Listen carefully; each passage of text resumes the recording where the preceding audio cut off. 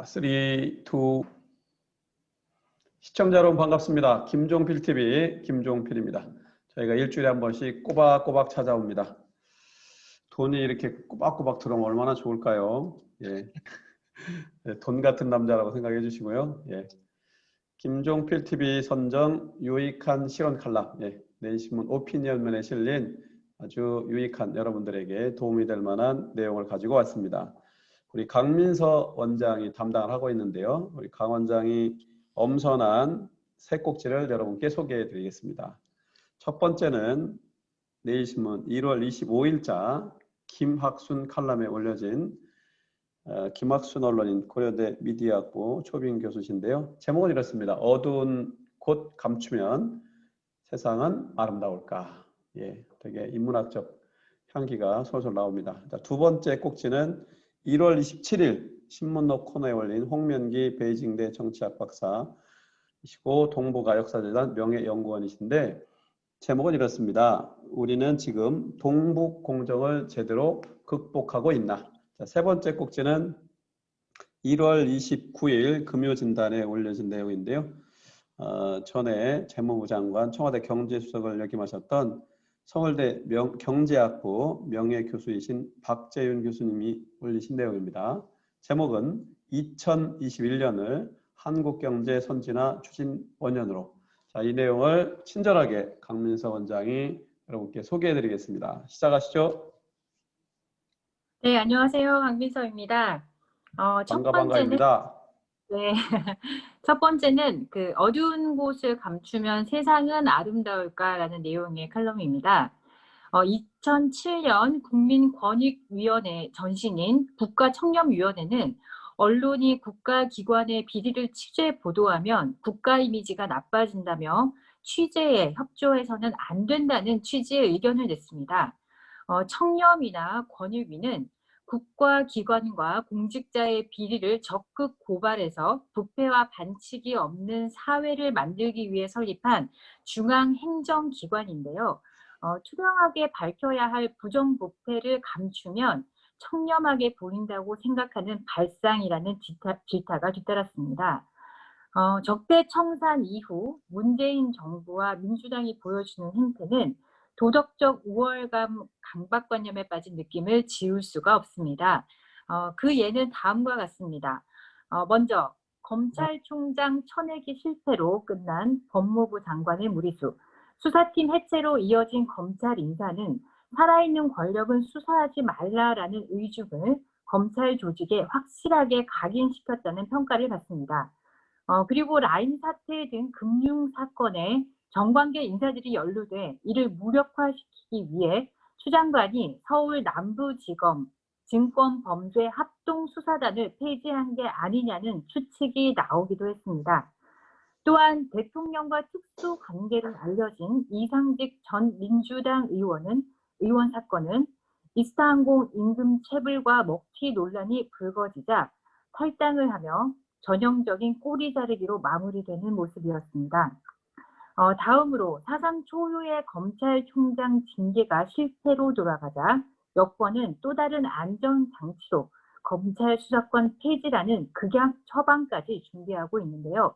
올해 1월부터 검찰의 남은 6대 범죄 수사권마저 경찰로 넘기거나 별도 수사기관을 만들어 이관하기로 했습니다. 이 밖에도 이용구 법무차관 택시기사 폭행 사건 봐주기 의혹, 또 임종석 전 대통령 비서실장의 감사원장에 대한 거친 비난 등도 같은 맥락으로 읽힙니다. 대통령 친인척과 청와대 수석 비서관 이상의 공무원 비리 행위를 감시할 목적으로 설치한 특별감찰관은 유명무실합니다. 왜냐하면 대통령이 특별감찰관을 임명하지 않았기 때문입니다. 이제 막 출범한 고위공직자 범죄수사처가 대통령과 측근 비리 처벌을 방지하는 퇴임 후 보장보험 역할을 하는 것이 아닌가 하는 곱지 않은 시각도 상존하고 있습니다. 2016년 서울 광화문 광장의 촛불은 어두운 곳을 비추라고 타올랐습니다.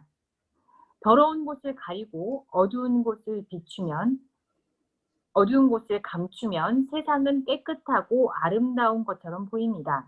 라는 내용의 칼럼이었습니다. 예. 자, 두 번째 꼭지로 넘어갑니다. 두 번째는 우리는 지금 동북 공정을 제대로 극복하고 있나라는 제목인데요.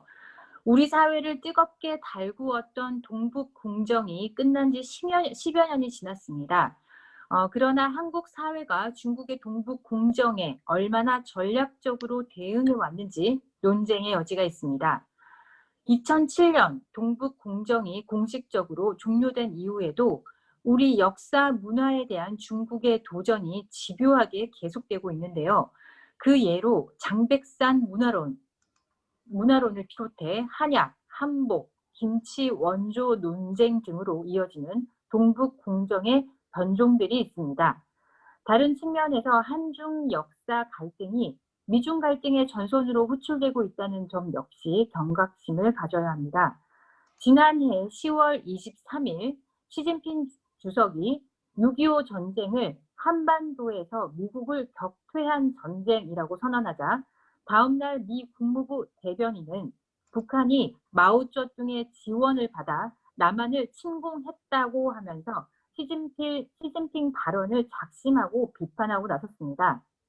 여기에 2017년 4월 시진핑이 트럼프에게 한반도가 역사적으로 중국의 일부였다고 주장했던 기억을 떠올리면 우리가 얼마나 이들의 대국주의적 역사관에 숨겨진 위험성을 인지하고 있는지 자문해 봐야 할 것입니다. 이제 다시 우리 과거를 지배하려는 중국의 주장과 책략, 우리의 대응 체계 논리들을 전반적으로 점검하고 대비해야 합니다. 동북아 역사재단을 만드는 것은 한국사 연구기관을 하나 더 설립하는 것이 아닙니다. 주변국의 대국주의적 역사관을 격파할 역사 담론을 만들고 통일과 평화를 견인할 학문적 역량을 축적하는 데 힘을 모아야 합니다. 정치와 역사는 동전의 양면입니다. 권력자들이 역사를 다시 쓰려는 유혹에 시달리는 이유이죠. 미중 대치가 날카로워질수록 이들이 한국의 역사를 어떻게 쓰고 있는지 또 어떻게 오용될 수 있는지 헤아려야 할 것입니다. 역사 전쟁의 고지를 선점할 창의적 개념과 이론, 연구 주제들을 적극 발굴해 나가야 합니다. 그런 체력으로 동북 공정과 그 변형 논리를 극복을 해야 대국주의적 역사 기획을 넘어서는 역사상 지정학적 비전을 그릴 수 있습니다. 라는 내용입니다. 예. 수고하셨고, 자, 마지막 세 번째 꼭지로 넘어갑니다. 마지막은 제목은 2021년 한국 경제 선진화 추진 원년으로라는 제목인데요. 2021년은 한국 경제 발전 과정에서 매우 중요한 해입니다. 1970년대 후반 중진 경제권으로 도약한 한국 경제가 중진국 함정에 빠지지 않고 선진 경제권으로 진입하기 위해 2021년부터 최장 10년간 범국가적인 노력을 해야 합니다. 중진국 함정이란 과거 상태에 비해 경제권 상태가 크게 개선된 경우 더 이상 발전 노력을 하지 않아 반세기 이상 중진국에 정체되거나 반세기 이내에 후진 경제권으로 추락하는 현상을 말하는데요. 따라서 한국이 중진국 함정에 빠지지 않기 위해서는 무엇보다 1인당 국민소득 2026년에서 2030년에 평균 4만 달러에 이르고 경제 성장률은 2021년부터 2030년 사이 연평균 3%를 실현해야 합니다. 이를 위해서는 다음과 같이 정부와 국민이 범국가적인 비상한 노력을 해야 할 것입니다. 첫째로 경제 체질이 개선되어야 합니다. 지금까지 한국 경제 체질은 민족의 우수한 기억력에 근면성이 보태진 수행력이었는데요. 선진 경제권으로 진입하려면 지식력, 즉 정보를 이용해 새로운 것을 만들어내는 능력이 필수적으로 요구됩니다. 이를 위해서 우선 기업과 대학이 지식력을 배양하는 방향으로 개혁이 되어야 합니다. 둘째는 산업 구조가 혁신되어야 합니다. 모든 생산 유통 과정에서 디지털화, 인공지능화뿐 아니라 기업들의 근무 체제, 또 고용과 지배, 또 입지 구조 전반에 걸친 대대적인 혁신이 있어야 합니다. 셋째는 금융 구조가 혁신이 되어야 하는데요. 기존 금융기관들의 디지털화, 인공지능화를 기본으로 하는 핀테크를 대대적으로 강화해야 합니다.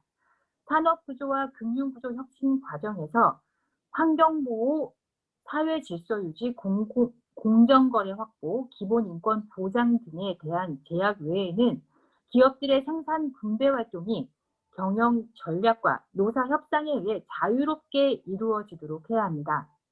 네 번째로는 재분배 구조가 혁신되어야 하는데요. 그동안 고도 성장 과정에서 확대된 계층과의 격차로 인해 사회적 불만은 한국 경제가 선진 경제권으로 진입하는 데 필요한 성장 지속에 장애가 되고 있습니다. 그러나 기업의 생산 분배 단계에서 형평을 추구해 효율을 저해해서는 안 됩니다. 기업 차원의 생산 분배 과정에서는 효율이 추구가 되고 그 다음에 재분배 과정에서 형평이 추구가 되어야 되는데요. 재분배는 소득에 대해서뿐만 아니라 자산에 대해서도 유진적으로 이루어져야 한다고 주장하고 있습니다. 재분배를 통한 형평의 추구는 기본 소득세 도입, 또 누진세 강화에 이루어져야 한다고 하는데요. 기본 소득의 재원은 누진적인 소득세와 자산세 등에서 조달하는 것이 바람직할 것이라고 필자는 말하고 있습니다. 마지막으로 한국 경제가 2020년 후반 선진 경제권에 진입하도록 하기 위해서는 정부가 성장률 목표치를 제시를 하고 이를 달성하기 위해서 경제 체질의 혁신, 또 산업 구조의 혁신, 금융 구조의 혁신, 그리고 재분배 구조 혁신 방안들을 골자로 하는 한국 경제 선진화 추진 10개년 계획을 범국민적 토론을 통해 수립할 것을 제안하는 내용이었습니다. 이상입니다. 예, 강민서 원장님 수고하셨습니다. 두 분 다 우리 이명환 기자, 강민서 원장 수고하셨고요. 우리 시청자 여러분, 유익한 정보가 되시기를 저희는 바랍니다. 두 번째 바람이 있다면 1 뭐죠? 뭐처럼 만에? 또 예, 1 구독, 바로 2 좋아요, 3 알람, 알람, 4 알림. 공유, 5 댓글, 예, 다 좋습니다. 마음 있으시면 형편 닿는 대로 함께 동참해 주시면 고맙겠습니다. 오늘 방송 이렇게 마치도록 하겠습니다. 신문 읽어주는 남녀 두 분 수고하셨고요. 2주 후에 뵙겠습니다. 2주 후면 구정 후가 되나요, 여러분들? 네. 그렇습니다. 구정인사 얼른 한번 하세요. 그러고 보니까. 새해 복 많이 받으세요. 예, 다음 우리 이명환 선수는 저도 같은 마음인데요. 비대면 명절 보내야 된다고 하니까 예, 각자의 영역에서 비대면으로 하시죠. 예, 서로 지키고 건강을 통해서 오래도록 같이 소통하고 동행하면 좋겠습니다. 자, 수고들 하셨습니다. 마치겠습니다.